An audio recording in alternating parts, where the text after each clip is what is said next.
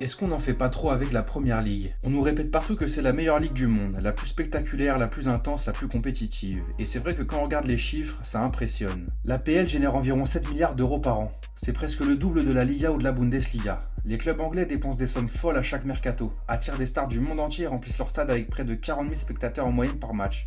Sur le plan économique et médiatique, il n'y a clairement pas de débat. Mais une fois qu'on a dit ça, qu'est-ce qu'on voit vraiment le week-end?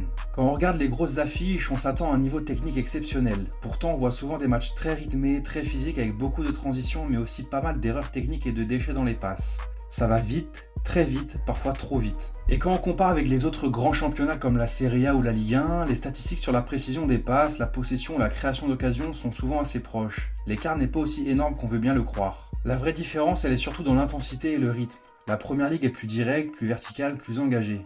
Mais plus intense ne veut pas forcément dire plus technique, et parfois cette intensité permanente empêche justement le jeu d'être maîtrisé. Alors oui, c'est probablement le championnat le plus spectaculaire et le plus attractif au monde, mais est-ce que ça en fait automatiquement le meilleur en termes de qualité pure de football? Ou est-ce qu'on confond simplement puissance financière et supériorité sportive? Moi je trouve qu'on en fait un peu trop, et toi t'en penses quoi?